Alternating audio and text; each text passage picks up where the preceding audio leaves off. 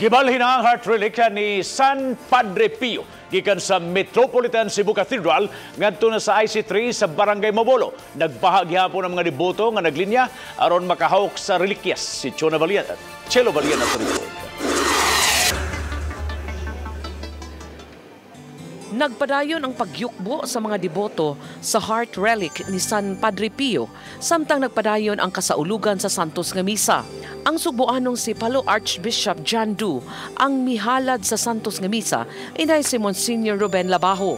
Sa iyang walig ipadayag ni Arsobispo Du nga init og daling masuko si Padre Pio.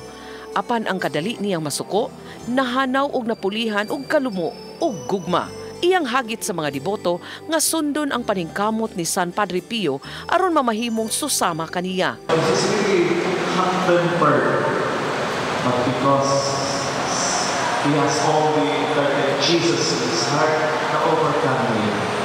Way paghubas ang mga deboto aron makagunit sa bildo diin gibutang ang heart relic sa santo.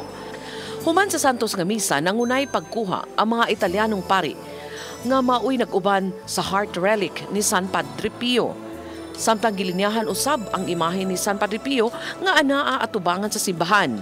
Gani, mga sakop sa armadong kusog sa Pilipinas maoy nagsilbing cordon sa imahin aron mada ang imahin ngadto sa IC3. Giubanan ang motorkada sa imahin ni San Padre Pio sa mga sakop sa armadong kusog sa Pilipinas. Chelo Valiana, Balitang Bisdak.